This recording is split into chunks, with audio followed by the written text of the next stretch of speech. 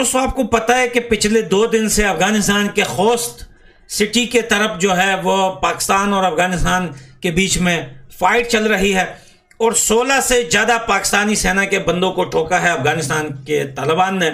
और साथ में दोस्तों 14 से 15 जो है उनके चेक पोस्ट जला दिए गए हैं, लेकिन ये बात वो अपनी मीडिया पर नहीं बता रहा है और ये जो भी वहां पे हो रहा है ये सब टीटीपी के ऊपर डाल रहे हैं। लेकिन हाँ, इस चीज को लेकर ये लोग यूएन में जाके भागे हैं। पिछले 2 दिन में इनके 16 बंदे ठोके हैं अफगानिस्तान के तालिबान ने, लेकिन अफगानिस्तान की तरफ एक भी बंदा जख्मी तक नहीं हुआ है। ये इनकी हालत है। ये ऐसी एक मिसाल है जैसे आप गधे के जो गधा गाड़ी होती है उसके ऊपर आप जेट का इंजन लगा दो तो इंजन का आवाज तो निकलेगा लेकिन गधा कैसे भागेगा।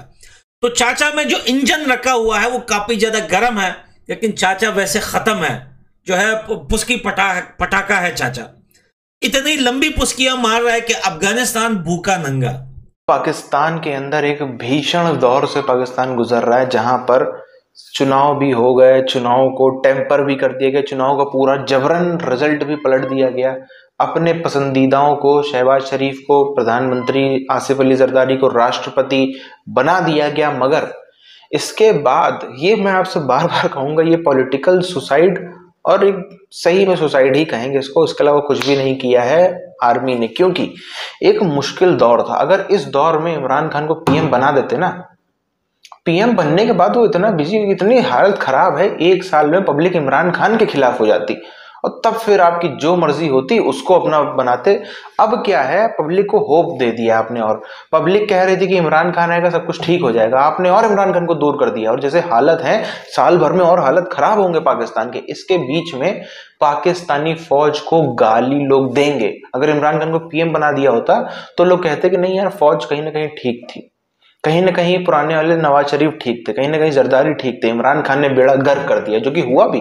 पिछले 4 साल लोग यही कर जाते रहे ना, लेकिन आखिरी में एकदम से माहौल पलट गया। तो यही होता, लेकिन इमरान खान को कुर्सी से दूर रख के बहुत बड़ी गलती की है, उसका खामियाजा ये लोग भुगतेंगे ही भुगतेंगे। अब तो अफगानिस्तान तुमसे ज्यादा पावरफुल है। अफगानिस्तान का इस टाइम 1 रुपया पाकिस्तान के कितने बनते हैं? 4.5 रुपए। 1 रुपए का 4.5 रुपए बनते हैं। इस्लामाबाद में अफगानिस्तान की एम्बेसी पे हजारों की तादाद में पंजाबी हर सुबह जमा होते हैं, पाकिस्तानी पंजाबी, कि यार अफगानिस्तान का वीजा मिल जाए, कोई कंस्ट्रक्शन का काम मिल जाए। अफगानिस्तान में काफी तेजी से जो है काम चल रहा है, हम वहां पे थोड़ा जाके काम करें क्योंकि 1 का 4.5 मिल रहा है, डबल पैसा आएगा पाकिस्तान के अंदर। और ये बोलते हैं अफगानिस्तान भूखा नंगा। वो जो सरेंडर हुए लोग थे उनका कोई रिश्तेदार नहीं बचा। आज मिल गया मुझे, इस चाचे के बाप ने टांगे ऊपर करके सर नीचे किया था, जो सरेंडर आर्मी में वो भी था।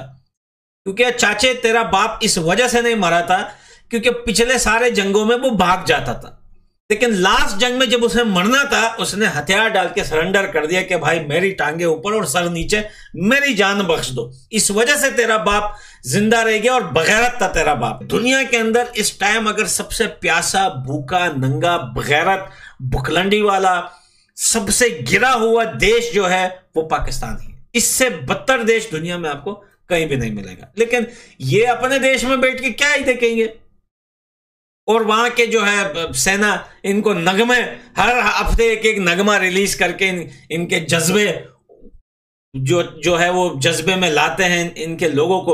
लेकिन खुद की हालत अभी खोस्त में जाके देखिए। अगर आपको पीली पतलूनें ना मिली, अगर आपको वहां पे जले हुए चेक पोस्ट ना मिले, अगर वहां पर आपको इनके आर्मी की हुई टट्टियां ना मिली, तो फिर आके मेरे मुंह पे थूकना बोलता तुम झूठ बोल रहे हो। अफगानिस्तान एक दलीर कौम है, एक शेर कौम है, और शेर के आगे ना गीदड़ों की नहीं चलती। तुम लोग गीदड़ हो, तुम्हारी आर्मी लड़ने के काबिल नहीं है। तुम्हारी आर्मी पता है क्या कर सकती है, जो दुनिया में कोई भी आर्मी नहीं कर सकती। तुम्हारी आर्मी कुछ काम है जो बड़े मस्त करती है। सीमेंट का कारोबार करो, सरिये का कारोबार करो, प्रॉपर्टी डील करो, प्रॉपर्टी खरीदो, जमीनें कब्जा मारो, लोगों का हक मारो, अवाम को मारो, अवाम की चमड़ियां उधेड़ो, अपने अवाम को डराओ, जेलों में डालो, खुफिया सुरंगें बनाओ। तो मैदान सजा के एक हाथ ये पठान भाई के साथ करके देख लो। तुम्हारे आसिम मुनीर के हड्डियां ना तोड़ दी मैंने तो मेरा नाम पठान भाई नहीं। तुम्हारी औकात है यार बात करने की।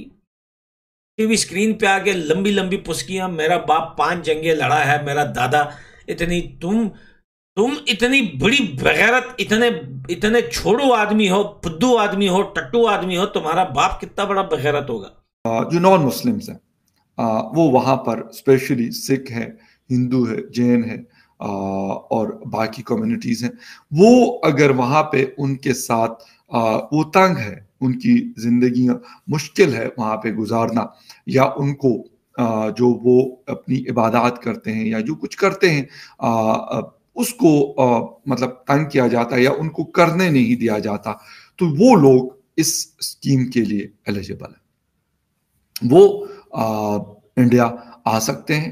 इंडिया में प्रॉब्लम्स नहीं होंगी या नहीं होती या नहीं हो सकती, लेकिन जहाँ तक बात है आपकी रिलीजियस रिचुअल्स की, आपके बिलीव्स की, आपके वर्शिप्स की, उसके लिए मेरे ख्याल में किसी का भी, कोई भी रिलीजन है किसी का भी, तो वो उसको चाहता है कि उसको फ्रीली करने दी जाए ये चीज़, और मैं कहता हूँ कि होना भी यही चाहिए।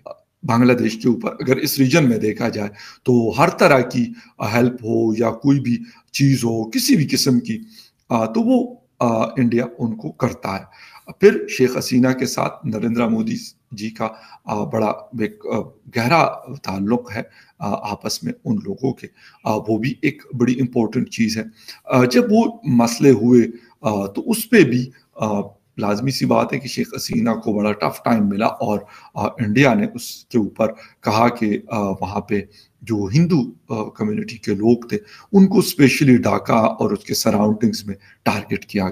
एक होता है कि आपको एक जिसे कहते हैं कि अनसेफ आप फील करते हैं, और वहाँ से फिर आप कहते हैं कि भाई मुझे तो यहाँ पे रहने नहीं दिया जा रहा। यानी अगर हम थोड़ा सा पार्टीशन की बात करें, पाकिस्तान जब बना, हम जब छोटे थे स्कूल में पढ़ रहे थे, प्राइमरी स्कूल में मैं पढ़ता था इन क्लास 4, तो वहाँ पे हमें एक पाक स्टडी जिसको कहते हैं, अब सोशल स्टडी का नाम भी दिया जाता है, तो मतलब मैं उस वक्त की आपको एक बताता हूँ कि पता नहीं क्यों ये करते थे कि अगर कोई मतलब मुझे तो नहीं पता था उस वक्त कि हिंदू रिलीजन के लोग जो भी करते होंगे, मतलब हम, मैंने कहा ना कि हमें तो वन साइड स्टोरी पढ़ाई जाती थी, तो उस वक्त मैं बड़ा हैरान होता था। मैं कहा पता नहीं यार ये तो नहीं करना चाहिए, रह रहे थे बस, ठीक है कोई कुछ भी कर रहा है, मतलब बचपन की सोच में बता रहा हूँ। वो चीज़ तो अब गुजर गई।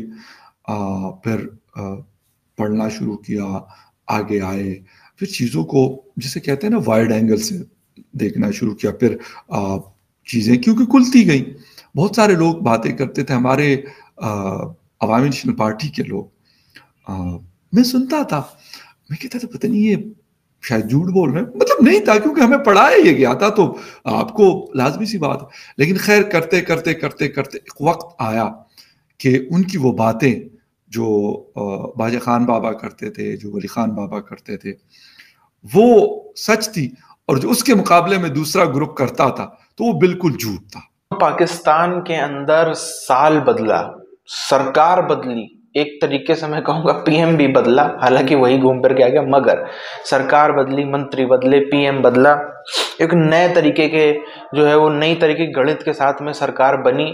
इमरान खान का जबरदस्त क्रेज था, उसको भी कुचल के क्रश करके सरकार बनाई गई, सब कुछ बदला, राष्ट्रपति तक बदला, मगर जो नहीं बदला पाकिस्तान का वो है पाकिस्तान का हाल नहीं बदला।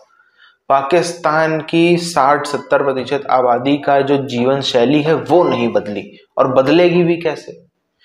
यही तो वो लोग हैं ना। अब तो चलो, अब तो इनको समझ में आ रही है कि हम इमरान खान को बटन दबाते हैं, लेकिन इमरान खान के कैंडिडेट जीत नहीं पाते हैं, इमरान खान का जबरन प्राइम मिनिस्टर उसको बनने नहीं दिया जाता। मगर पिछले 70 साल इन्होंने क्या किया है? पिछले 70 साल तो हिंदू को बर्बाद करेंगे बट दब गया वोट, सिखों को बर्बाद करेंगे दब गया वोट, फलाना फलाना क्या है, कश्मीर पे कब्जा करेंगे दब गया वोट, हम क्या है अमेरिका को जो है अमेरिका को चूना लगाएंगे दब गया वोट, हमने जो है ये कर दिया, हम एटम बनाएंगे और दिल्ली पे फतेह करेंगे, हम जो है ऐड आपने एक देखा होगा बच्चों का, उसमें बच्चे छोटे छोटे बच्चों का एक पाकिस्तान ने ऐड बनाया था 2-3 साल पहले, कहते हैं कि हम हिंदुओं को जो है नौकर रखेंगे, भारतीयों को ये कराएंगे वो कराएंगे, ये सब बातें पाकिस्तान ने एक ऐड फिल्म बनाई थी, आपने देखी भी होगी शायद से, नहीं तो देख लीजिएगा Pakistani children add on India YouTube पर आ जाएगा।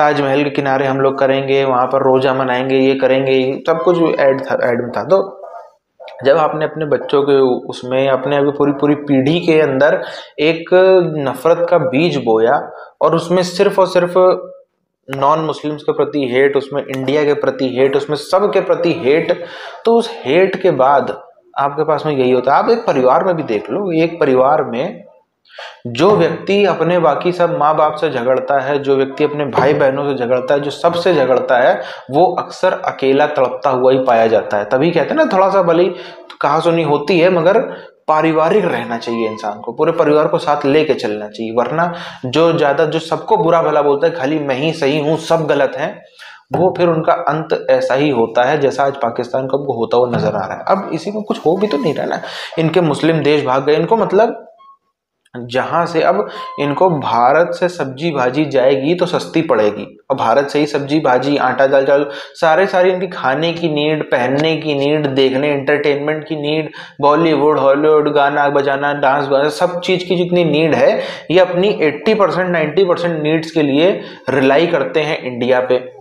इंडिया ही इनके लिए सबसे सेफ जो चीपर ऑप्शन भी है और सबसे बढ़िया ऑप्शन भी है। अब ये लेकिन करते क्या है, उसी जिसपे आप 90% नीड पूरी होगी उससे आप लड़ोगे, और अरब देशों को आप बोलोगे ये तो हमारे भाई हैं, जो आपको कुछ नहीं समझते उनको बोलोगे हमारे भाई, तो फिर ऐसा ही होना था जैसा इनके साथ में होता हुआ नजर आ रहा है।